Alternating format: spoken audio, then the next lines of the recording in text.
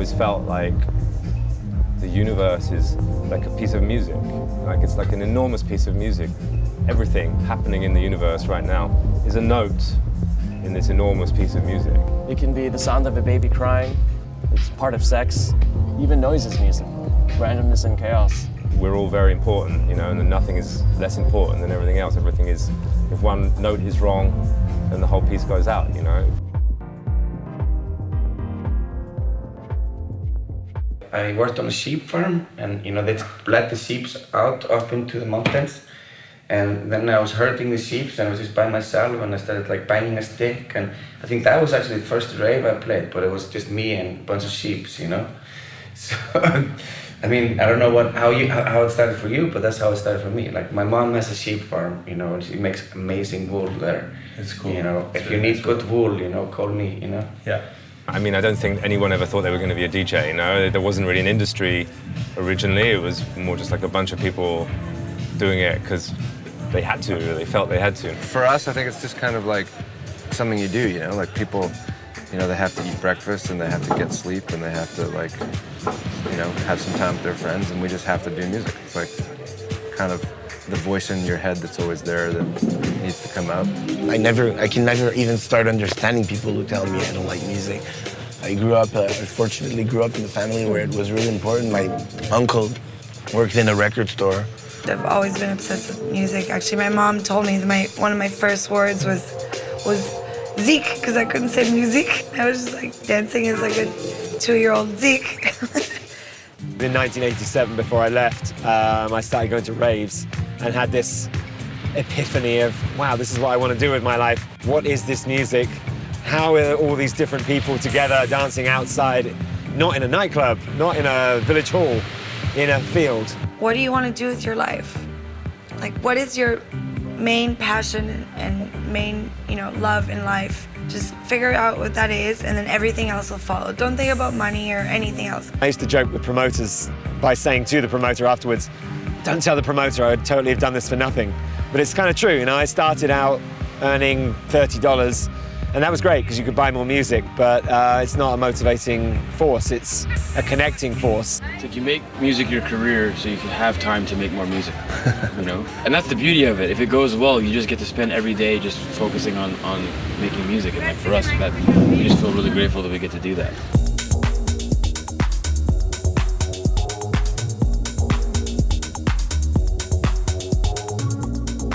I have a good friend who grew up in the punk scene in DC and played in all those punk indie bands from those days.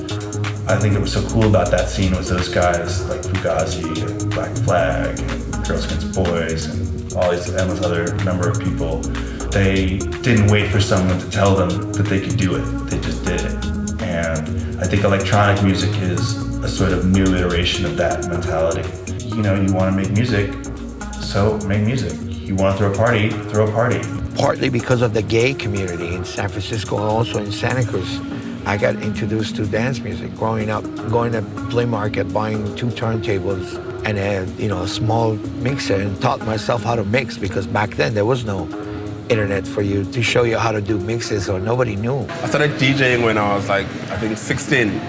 I was looking for clubs to play. And, you know, so I had these, I'd call them gigs, but really I would just go there and play. I did weddings, I did birthdays, I did one funeral, I did a school for the deaf. Originally, DJs were playing in a fixed environment. They had a residency in a club or something, but they were playing for these marathon 10-hour sets. It was a time where a DJ would play anything. You know, you play for the whole night if you have to, but changing genres from house to R&B, whatever that was happening. And I was using cassettes, you know, with the pen and rewinding. So I'm from that school, and over the years, as everything was evolving, I evolved with everything.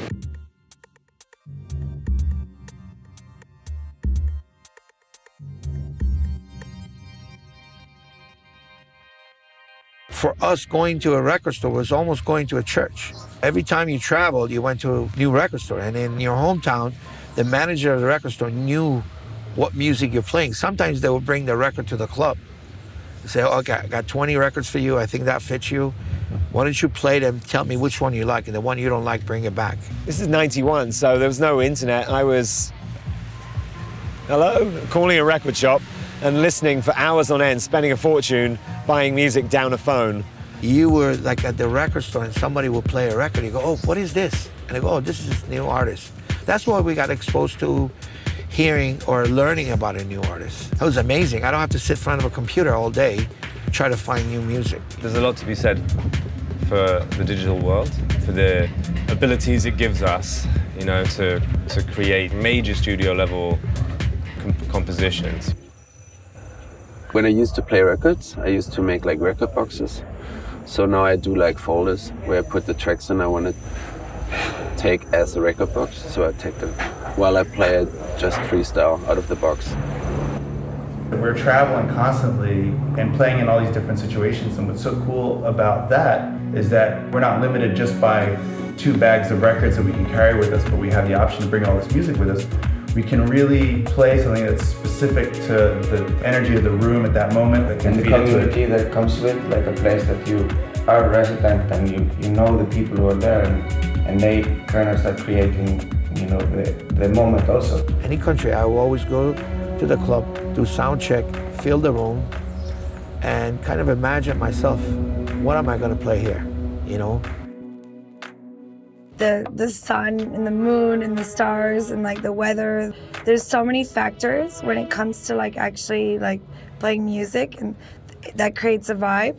A DJ kind of sums up all these variables and just kind of feels what the room is feeling and takes that from the audience, kind of decides what to play and throws it back, and you kind of have this game of tennis back and forth.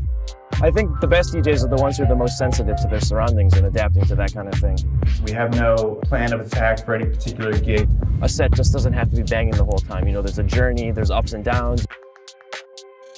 You know, there's no way to really know where it's going to go. You pace the crowd, you tease the crowd. It's kind of like, it's an improvisation. The sense of a ride.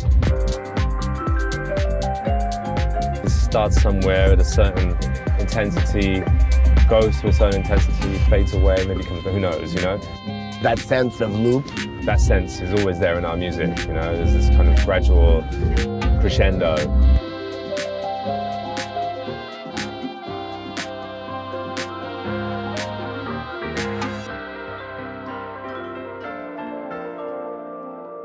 We got into an era of all the EDM stuff.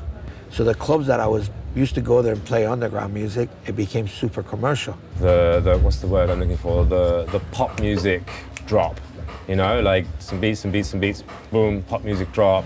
There was less melody to no melody in music. There's been so much of the same thing. You wouldn't even recognize a song. The art, if you can call it that, of playing a long set, telling a story, was sort of dissipating. And the club owners were making so much money, they want to hear David Guetta or the Swedish House Mafia. So you know, I had to play, but I had to compromise as well, you know? You had to compromise, and that compromise is not good. It was like a school for me to also understand the sound people want and the sound other people play, and how can I come in between and be different, you know, without being too different.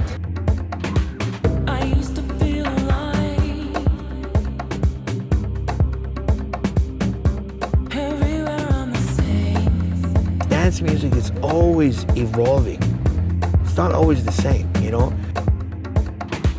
I didn't know then what I know now. Nothing is forced onto people anymore. Like, this is EDM, this is the coolest thing right now, listen to this. You know, there's so many different styles coming and people are just receiving it. It's becoming much more real. It's going back to music.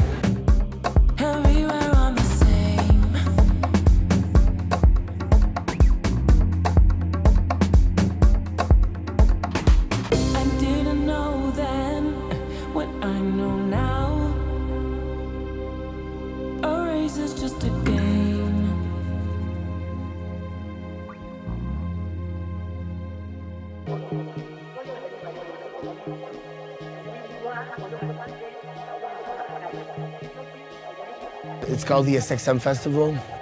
The whole team is made of people that care a lot and that really want to create the best experience for everyone. Honestly, like the worst thing I can hear is, oh, I had a bad time. I want everyone to have a good time. This is why we do this. It was like as soon as you enter into the festival site, you're like sort of in this other little world. It was awesome. It can be an escape, okay? Nothing wrong about escaping, you know, your everyday life. I think that's why a lot of people listen to music. Even when you're dancing and partying, enjoying the moment, and just really deep into the music, like you just let go and forget about anything else. And that's all there is. Every festival falls into the category of let's go bigger and bigger and bigger and bigger and bigger and bigger and bigger. I mean, I think the real challenge is keeping it quality and intimate. It's such a small town vibe here that it's really cool to see how it's all played out. If you get all these sort of artists and DJs and fans hanging in the same place, you give a chance to create sort of this ecosystem that then builds around a festival. Because most of the times you're just traveling on your own, and when you have big festivals or like places like this here where so many artists play for the whole week, it's amazing to catch up with a lot of friends. It's always a huge life lesson, and also an exuberation, and also drama, and also laughter, and also it's just like a whole life in 5 days, and then death. It's done.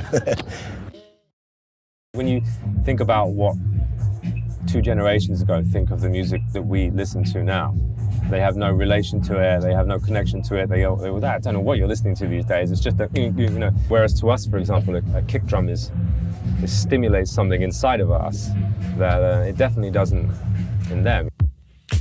Everybody has a really different experience of music internally.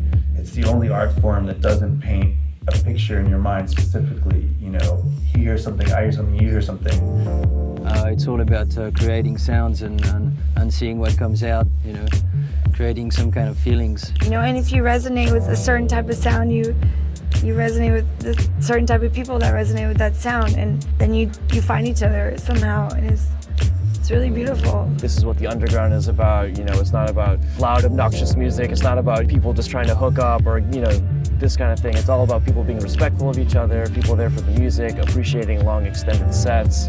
Everybody feels inspired, everybody feels the energy, and everybody from the crowd and the artist participate in their full intention. So music does that, it makes great memories. You hear a song, you're like, it takes you to a place. It can be something you fall in love to, it can be something that you cry to because you're in pain, and it's magical. I mean, it's not even here, I can hear it, where is it? You can't see it. If you don't want my affection, don't lie, you're tearing me up. 'Cause you've got all my attention. I won't lie, you're tearing me up. And I'm trying to tell your intention. When you lie, you're tearing me up. If you don't want my affection, you won't mind tearing me up. Music always brings people together, but I think now, yeah, something that makes people feel a bit happy and turns the guy next to them and smiles, or the girl next to them and smiles, you know, that's something that's Well, it's really hard nice. if you look at the news, you know, you think that the world is just coming to an end, you know, and then you have these experiences like here and you come together and it gives you hope.